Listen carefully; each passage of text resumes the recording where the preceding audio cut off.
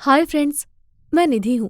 मुझे 16 साल की एज तक कोई एलर्जी नहीं थी, लेकिन पिछले साल मुझे कोल्ड अर्टिकेरिया या कोल्ड एलर्जी हो गई थी। जब मैं कोल्ड कहती हूँ तो मेरा मतलब सिर्फ सर्दी के मौसम से नहीं है। मुझे हर तरह के ठंडे से एलर्जी है, यहाँ तक कि आइसक्रीम से भी। यहाँ तक कि मुझे गर्मियों में भी सॉक्स पहन के सोना पड़ता है। मुझे यकीन है कि आप सुनकर चौंक जाओगे कि मुझे किन चीज़ों से गुजरना पड़ता है। मेरे डैड 12 साल से एक कंपनी में जॉब कर रहे थे। वो सालों से ही एक ही पोस्ट पर थे, इसीलिए वो खुश नहीं थे। पिछली गर्मियों में उन्हें वो प्रमोशन मिल ही गया जिसका वो वेट कर रहे थे। वो हमें सेलिब्रेट कराने के लिए बीच रिजॉर्ट में ले गए थे। हम काफी टाइम से बीच पर नहीं गए थे, इसीलिए हम बहुत एक्साइटेड हो रखे थे। हम सैटरडे को जल्दी निकल गए। गर्मी बहुत थी, इसीलिए पूरे रास्ते कार का एसी ऑन ही था। जब हम रिजॉर्ट पहुंचे तो मैंने देखा मेरी बॉडी पर लाल स्पॉट हो गए थे और उनमें खुजली भी हो रही थी। मैंने ध्यान नहीं दिया क्योंकि मैं बहुत अच्छे मूड में थी। तब मुझे पता नहीं था, पर वो एसी की वजह से हुआ था। हम अपना सामान रूम में छोड़कर लॉबी में आ गए। मेरे डैड ने कहा उन्हें कुछ ईमेल्स भेजने हैं। मैं और मॉम बीच पर चले गए। वो बीच तो बहुत ही खूबसूरत था। वहाँ पर एक लकड़ी का रैंप था। सभी उस पे से डाइव लगा रहे थे। कुछ देर धूप सेकने के बाद मैं स्विमिंग करना चाहती थी। मेरी मॉम ने कहा मैं थोड़ी देर रुकूंगी, तुम चलो मैं आती हूँ, मैं तुम्हें कुछ देर में मिलती हूँ। मैं तो बहुत खुश थी। इसका मतलब था कि मैं रैंप से जंप कर सकती थी। मॉम कभी इसकी परमिशन नहीं देती। मैंने जैसा सोचा था मैंने वैसा ही किया। मैं रैंप पर गई और फिर पानी में डाइव लगाया। मुझे ऐसा लगा जैसे मेरी स्किन बहुत सारी सुइयां चुभा रही हो। मुझे समझ नहीं आ रहा था कि क्या हो रहा है। तो मैंने सोचा कहीं मेरे पैर में सी अर्चिन तो नहीं लग गए, इसलिए मुझे लकड़ी के सरफेस पर वापस आना पड़ा। मैंने फील किया ये सिर्फ मेरे पैर में नहीं था, बल्कि मेरी पूरी बॉडी में दर्द था। मैंने अपने आप से कहा कि शायद मैंने किसी जेलीफिश को छू लिया होगा, इसीलिए ये हुआ।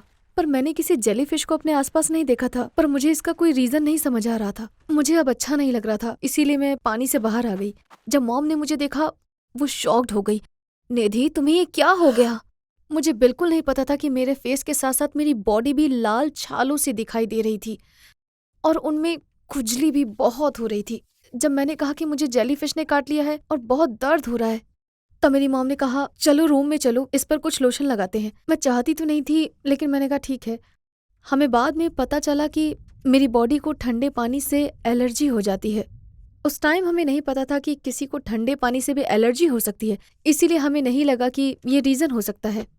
मैं एलर्जी कहती हूँ, लेकिन आप में से बहुत लोगों को नहीं पता होगा कि ये बीमारी एक्चुअल में है। आपको गूगल करने की जरूरत नहीं है, मैं आपको बताती हूँ। इसका मतलब है कि हमारा इम्यून सिस्टम किसी ऐसी चीज के लिए बहुत सेंसिटिव होता है जिसके लिए उसे नहीं होना चाहिए, और ये एक फॉल्स अलार्म देता है। इम्यून सिस्टम को रिएक्ट नहीं करना चाहिए, फिर भी ये बिना किसी रीजन के डिफेंस मैकेनिज्म को एक्टिवेट कर देता है। एलर्जी एक कॉमन बीमारी है। कुछ लोगों को धूल से, कुछ को मूंगफली से होती है। वहीं कुछ लोगों का इम्यून सिस्टम कैट फर से रिएक्ट करता है, तो कुछ का मधुमक्खी के डंक से। मुझे सर्दी से एलर्जी है।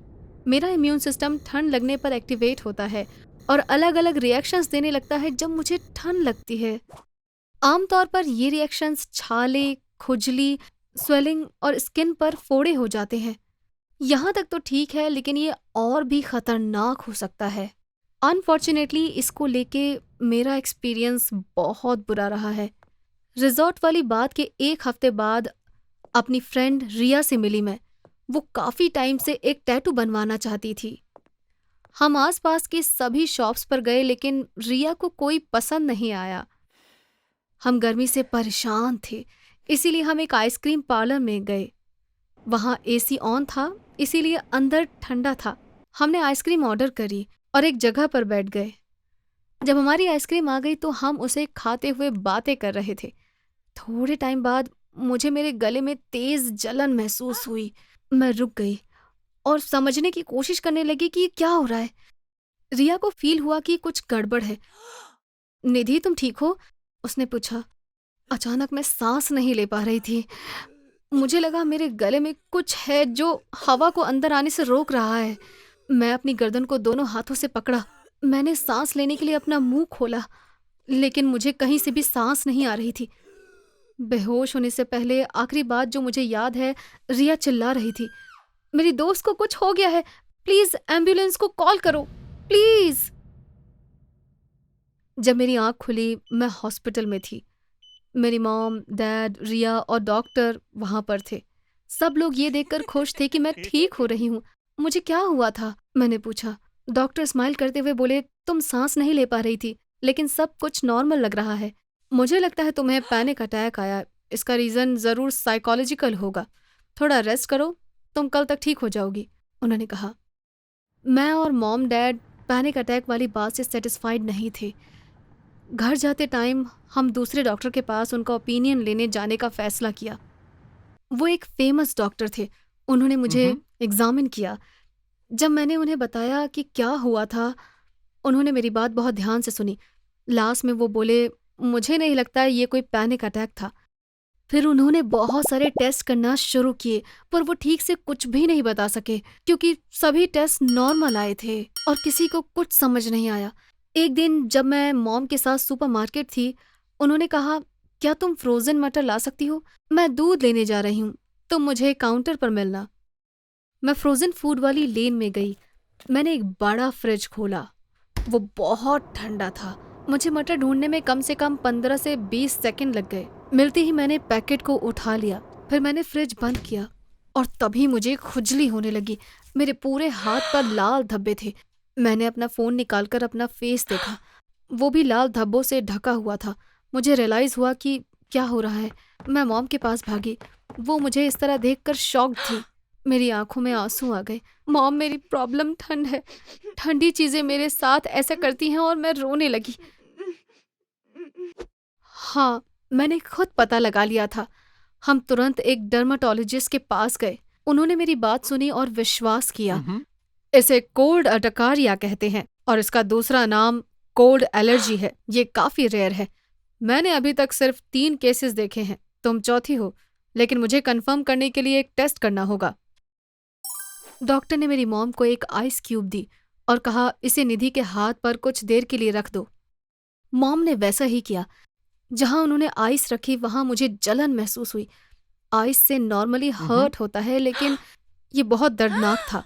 कुछ ही टाइम में मेरे हाथ पे सूजन आ गई और लाल धब्बे हो गए। मुझे बहुत खुजली भी हो रही थी। डॉक्टर ने कहा, आप आइस हटा सकते हो। अनफॉर्चुनेटली तुम्हारा कोल्ड एलर्जी का केस सबसे बुरा है। तो अभी ऑफिशियल था कि मुझे कोल्ड एलर्जी है। ऑनेस्टली इसका पता चलने से मेरी लाइफ में कोई फर्क नहीं पड़ा, क्योंकि इसका सिर्फ एक ही इलाज है कि मुझे ठंड और ठंडी चीज़ों से अब दूर ही रहना है। एक ऑप्शन ये भी है कि आप एलर्जी की दवा ले सकते हो, लेकिन ये बहुत इफ़ेक्टिव नहीं होती। आप जानते हैं मुझे गर्मियों में भी प्रॉब्लम होती है, तो इमेजिन करिए सर्दियों में क्या होता होगा। पिछली सर्दियों में बहुत प्रॉब्लम हुई। मॉम मुझे स्कूल ले जाती थी। मेरे घर से बाहर आने से पहले वो कार को हीट कर देती थी। मैं बाहर बहुत कम टाइम बिताती हूँ, लेकिन फिर भी मुझे बहुत मोटे कपड़े पहनने पड़ते हैं। मैं एक एस्ट्रोनॉट की तरह लगती हूँ।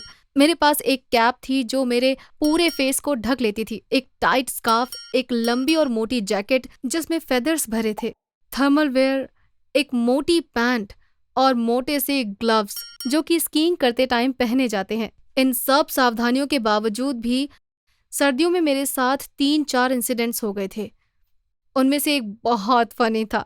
गेस करो मुझे एलर्जी कहाँ हुई होगी? बाथरूम में। टॉयलेट की सीट ठंडी थी। मैं सुबह बिना चेक किए उस पर बैठ गई। रिजल्ट एक डिजास्टर था।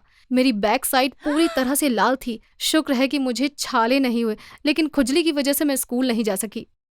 क्या मैं जिंदगी भर अब ऐसे ही रहूंगी? शुक्र है नहीं। ये एलर्जी आमतौर पर 15 से 30 साल की उम्र में औरतों में देखी जाती है। ये आमतौर पर 5 से 10 साल तक रहती है और फिर चली जाती है। इसीलिए एक दिन आप कोल्ड एलर्जी के साथ उठते हैं और आप इस कंडीशन के साथ रहते हैं जो आपकी लाइफ को सालों तक अफेक्ट करती है और एक दिन फिर ऐसे ही गायब हो जाती है। ये सच में अजीब है। अगर आप गूगल पर सर्च करोगे तो आपको इसके बारे में और इन्फॉर्मेशंस मिलेंगी। अगर आपको लगता है आपको भी एलर्जी है तो आप आइस टेस्ट कर सकते हैं, लेकिन डॉक्टर के पास जाना बेस्ट होगा। इसका कोई इलाज नहीं है, लेकिन इसके लिए एक एक्सपर्ट के सपोर्ट की ज़रूरत ज़रूर होती है। मेरी स्टोरी सुनने के लिए थैंक्स। अगर आपको स्टोरीज पसंद हैं तो आप इस चैनल को सब्सक्राइब कर सकते हैं। बाय।